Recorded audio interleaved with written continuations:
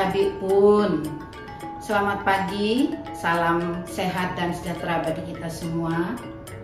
Adik-adik mahasiswa yang saya banggakan, pada hari ini kita kuliah pengembangan masyarakat, dan pada bab ini materinya mengenai konsep pemberdayaan dan pembangunan masyarakat, kemudian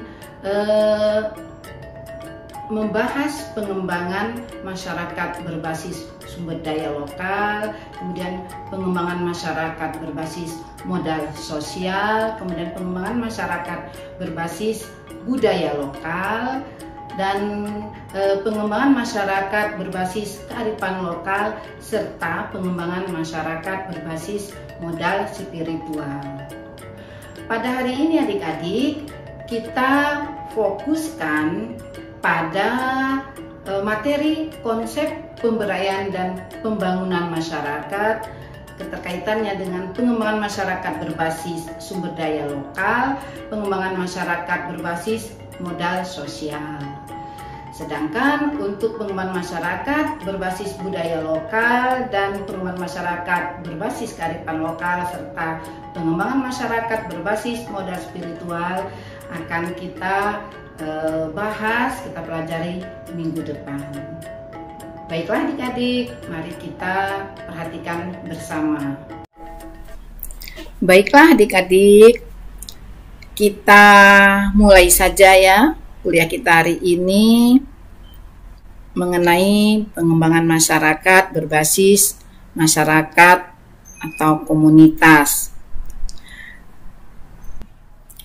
Adik-adik, capaian pembelajaran materi kuliah kita hari ini, yang pertama, setelah mahasiswa mendapatkan atau mempelajari materi kuliah hari ini, diharapkan mahasiswa mampu menjelaskan konsep pemberdayaan dan pembangunan masyarakat. Yang kedua, mahasiswa diharapkan memahami pengembangan masyarakat berbasis sumber daya lokal. Yang ketiga, diharapkan mahasiswa memahami pengembangan masyarakat berbasis modal sosial. Sedangkan untuk pengembangan masyarakat berbasis budaya lokal dan pengembangan masyarakat berbasis kearifan lokal serta pengembangan masyarakat berbasis modal spiritual, kita lanjutkan kuliah minggu depan. Konsep pemberdayaan masyarakat atau community empowerment itu suatu konsep perubahan sosial yang mengacu atau berpijak pada paradigma pembangunan berbasis masyarakat yang memiliki dua aspek utama, yaitu pemberdayaan dan partisipasi masyarakat. Korten 1985. Nah, pembangunan atau pengembangan berbasis masyarakat diartikan sebagai pembangunan yang mengacu kepada kebutuhan masyarakat, pembangunan yang direncanakan, pembangunan yang dilaksanakan oleh masyarakat dengan sebesar-besarnya, maksudnya itu dengan semaksimalnya, dan memanfaatkan potensi sumber daya seperti alam, manusia, kelembagaan, nilai-nilai sosial budaya, dan lain-lain yang ada dan dapat diakses masyarakat setempat. Konsep pembangunan dan pembangunan masyarakat ini kita akan melihat yaitu pembangunan berbasis masyarakat. Nah, pembangunan berbasis masyarakat ini harus berangkat dari kebutuhan masyarakat dan bukan dirumuskan oleh orang luar atau elit masyarakat yang merasa tahu dan lebih pandai untuk merumuskan pembangunan yang cocok bagi masyarakatnya. Namun pembangunan masyarakat atau berbasis masyarakat adalah pembangunan yang harus berbasis pada sumber daya lokal, berbasis pada modal sosial, berbasis pada budaya lokal, menghormati atau berbasis pada kearifan lokal, dan berbasis pada modal spiritual yang dimiliki atau yang diyakini oleh masyarakat setempat.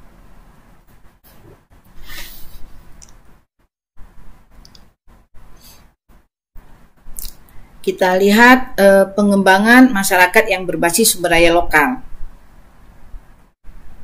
Prinsip dasar dalam pengembangan masyarakat atau sering kita sebut dengan pengemas ya. Salah satunya dengan mengembangkan potensi sumber daya lokal yang ada. Nah, sumber daya lokal ini diartikan sesuatu yang berasal dari lokal atau setempat yang diperlukan dalam proses kegiatan, proses produksi, dan proses apapun dengan tujuan meningkatkan kesejahteraan rakyatnya. Nah, pemanfaatan sumber daya lokal ini sangat diperlukan dalam pengembangan masyarakat. Antara lain, yang pertama untuk menghindarkan masyarakat dari ketergantungan pihak luar yang bertujuan membangun sikap keswadayaan dan kemandirian. Ini menurut IP tahun 2005. Kemudian juga menjamin keberlanjutan dari program pemberdayaan itu sendiri untuk jangka panjang. Pendekatan dalam pengembangan masyarakat didasarkan pada sumber daya lokal yang berbasis inisiatif masyarakat melalui pengelolaan sumber daya yang bertumpu pada komunitas. Ciri pokok pendekatan di atas adalah yang pertama, prakarsa dan proses pengambilan keputusan untuk memenuhi kebutuhan masyarakat pada tiap tahap harus diambil alih oleh masyarakat sendiri. Kemudian yang kedua, fokus utama meningkatkan kemampuan masyarakat dalam mengelola dan memobilisasi sumber daya yang ada di komunitas untuk kebutuhan mereka. Yang ketiga, pendekatan ini mentoleransi variasi lokal sehingga sifatnya fleksibel. Yang keempat, pendekatan ini menekankan pada proses belajar sosial atau social learning dengan integrasi kolaboratif antara birokrasi dan komunitas dimulai dari perencanaan sampai pada evaluasi. Kemudian yang kelima, ciri pokoknya adalah proses pembentukan jaringan antara birokrat dan lembaga swadaya masyarakat serta satuan organisasi tradisional yang mandiri sebagai bagian integral. Nah, kegiatan pengembangan masyarakat ini berbasis sumber daya lokal ini tidak selalu lancar dalam prosesnya. Faktor yang menghalang menurut Sukanto 2007 yang pertama adalah kurangnya hubungan dengan masyarakat lain. Yang kedua, perkembangan ilmu pengetahuan yang terhambat. Yang ketiga, sikap masyarakat yang tradisional atau kolot. Yang keempat, adanya kepentingan atau individual yang tertanam dengan kuat. Yang kelima, ada rasa takut akan goyah pada integrasi kebudayaan. Yang keenam, ada prasangka terhadap hal-hal. Yang ketujuh, hambatan yang bersifat ideologis. Yang kedelapan, adat atau kebiasaan yang berlaku di daerah tersebut. Yang kesembilan, suatu orientasi nilai bahwa hidup hakikatnya buruk dan tidak dapat diperbaiki. Masyarakat dalam kenyataannya terkadang masih memiliki keterbatasan dalam memanfaatkan sumber daya yang ada secara optimal. Sehingga menurut Wibowo tahun 2013 perlu adanya kesadaran dan swadaya yang dimiliki yang dikombinasikan dengan upaya untuk mengoptimalkan sumber daya ini bisa menjadi nilai lebih untuk pengembangan komunitas. Pemanfaatan secara optimal tanpa menghilangkan nilai-nilai lokal terbukti memberikan kontribusi positif bagi kesejahteraan komunitas. Berarti akan lebih arif dan efektif jika mampu memanfaatkan nilai-nilai lokal yang sudah ada dengan meminimalisir hambatan yang mungkin terjadi. Sekarang kita melihat pengembangan masyarakat berbasis modal sosial. Pengertian atau definisi modal sosial menurut beberapa ahli, yang pertama Putnam tahun 2000 yang menyatakan bahwa modal sosial itu merupakan bagian-bagian dari organisasi sosial seperti kepercayaan, norma dan jaringan yang dapat meningkatkan efisiensi masyarakat dengan memfasilitasi tindakan-tindakan yang terkoordinasi. ADI 2008 menyatakan bahwa norma dan aturan yang mengikat warga masyarakat yang mengatur pola perilaku warga yang berada di dalamnya juga memiliki unsur kepercayaan yang kita sebut trust dan jaringan networking antara warga masyarakat ataupun kelompok masyarakat. Fukuyama 1995 juga menyatakan bahwa serangkaian nilai-nilai dan norma-norma informal yang dimiliki bersama di antara para anggota suatu kelompok yang memungkinkan terjalinnya kerjasama di antara mereka. Nah, jadi Fukuyama juga menyatakan demikian, itu yang dikatakan modal sosial. Nah, dari beberapa pengertian tadi bisa kita simpulkan bahwa modal sosial itu adalah serangkaian nilai norma atau aturan yang mengikat masyarakat dan mengatur pola perilaku yang dapat meningkatkan efisiensi masyarakat serta memfasilitasi tindakan-tindakan yang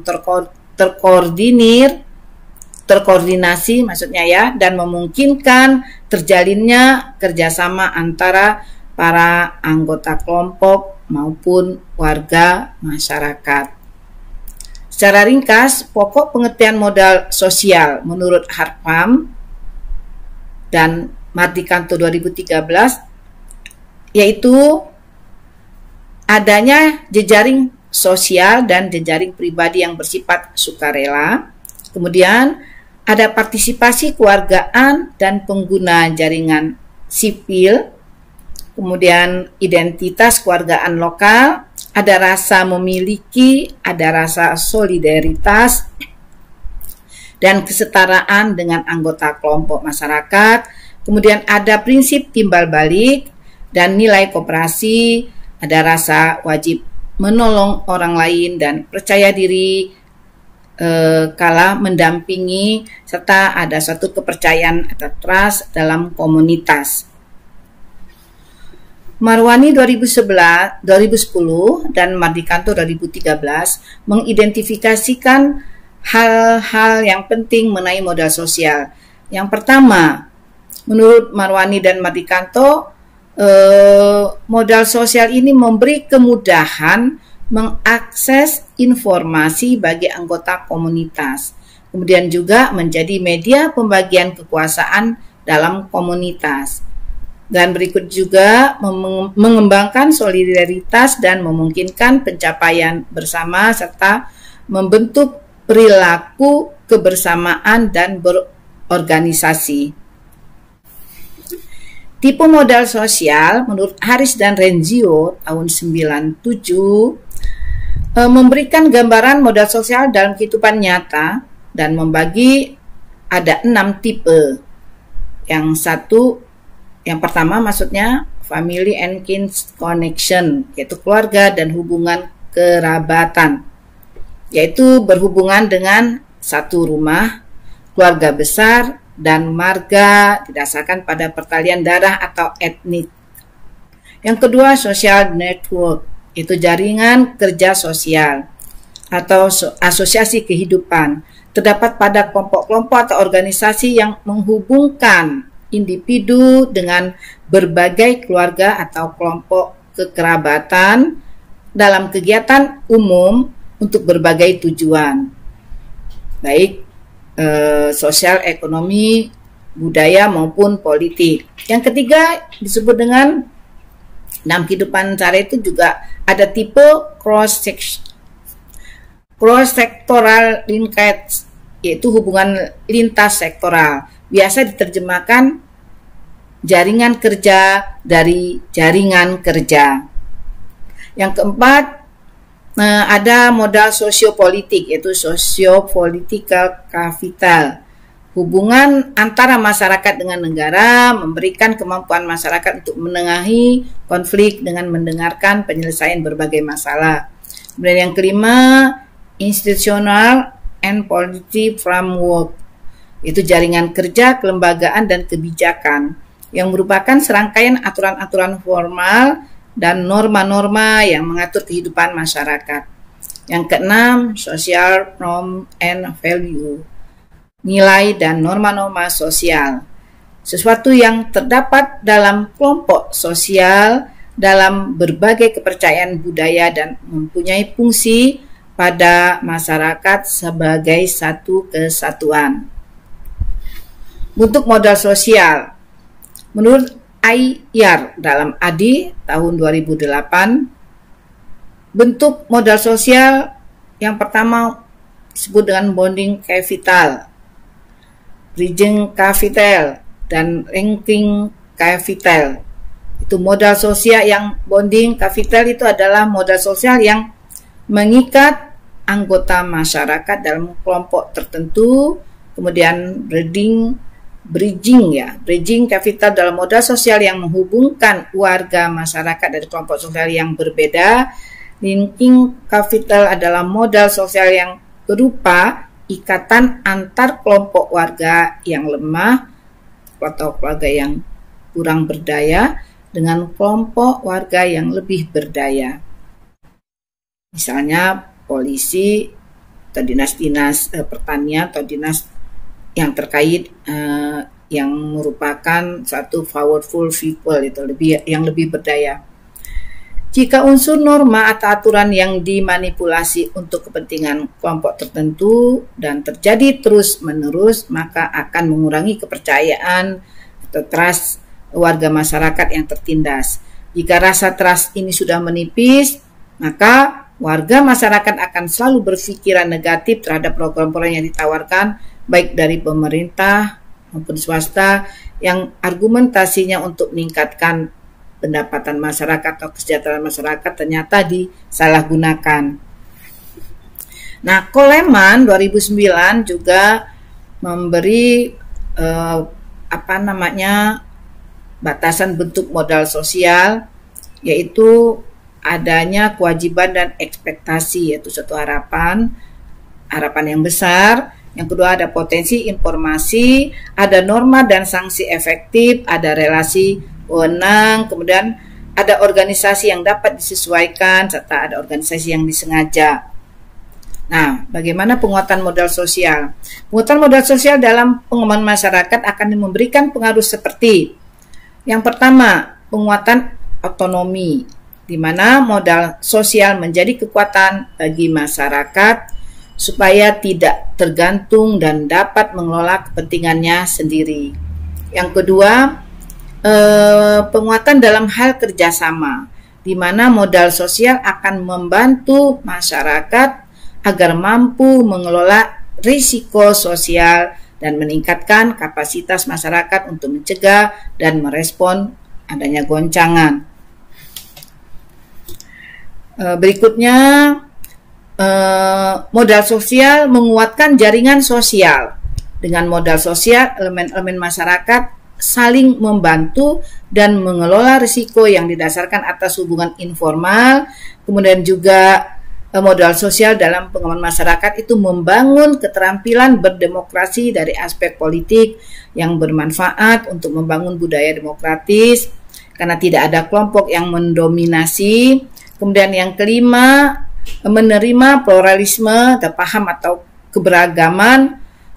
Kemudian memiliki modal sosial dapat menjadi lem perekat yang dimaknai sebagai koherensi internal budaya dalam masyarakat.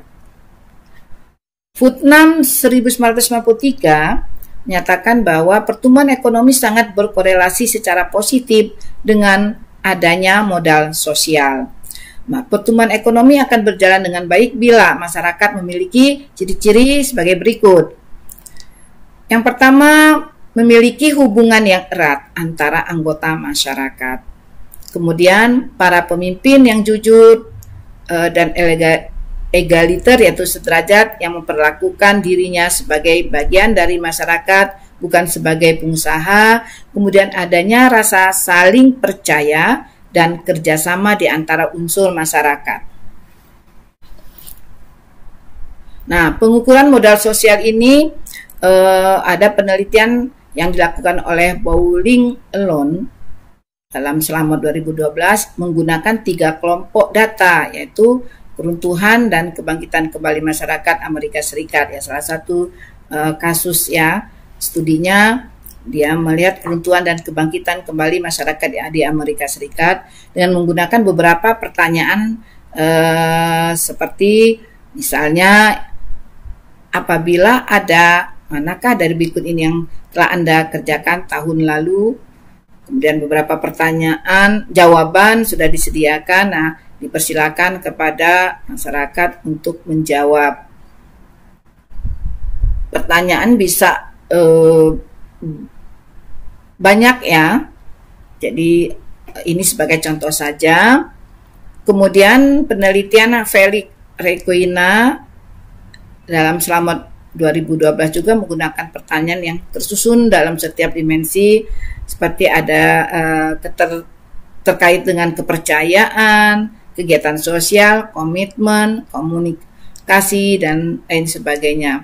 Pertanyaan juga diajukan sama seperti Bowling Alone, disusun beberapa pertanyaan yang jawabannya itu bisa lebih dari jadi A, B, C, D, E, F, G, banyak. Dipersilakan masyarakat menjawab ya pada saat dilakukan evaluasi. Nah, Benchmark Survey juga ya melakukan pengukuran modal sosial, pengukuran oleh Social Capital Community Benchmark Survey, disingkat dengan SCCBS.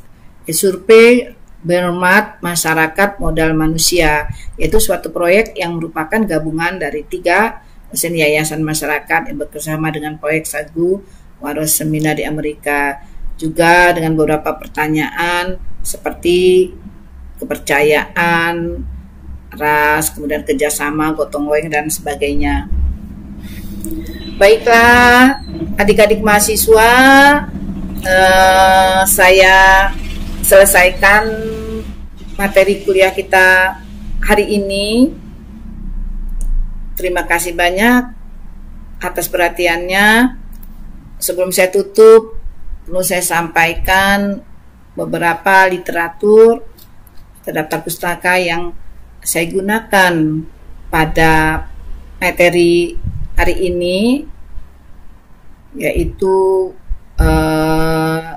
ada buku Komunitas Pengembangan Masyarakat sebagai Upaya Pengembangan Masyarakat oleh Adi, kemudian Coleman, Social Capital in Creation of Human Capital, buku Fukuyama tentang trust, kepercayaan, lalu Community Development oleh IP 2005, kemudian People Centered Development Korten tahun 85, Pemberdayaan Masyarakat oleh Perusahaan Mardikanto 2013, Pentingnya Modal Sosial dalam Pembangunan oleh Mawarni 2010, Foodman 2000 ya, kemudian Gito Saputra dan Kortiana Karangga, buku pengembangan dan pemberdayaan masyarakat, konsep teori dan aplikasinya di era otonomi daerah.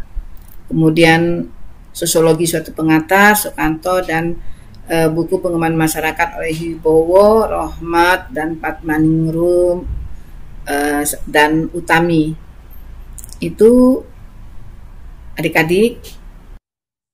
Baiklah adik-adikku, sebagai penutup saya sampaikan yang pertama adalah konsep pemberdayaan masyarakat yang sering kita sebut dengan community empowerment adalah suatu konsep perubahan sosial yang mengacu atau berpijak pada paradigma pembangunan berbasis masyarakat yang memiliki dua aspek utama, yaitu pemberdayaan dan partisipasi masyarakat.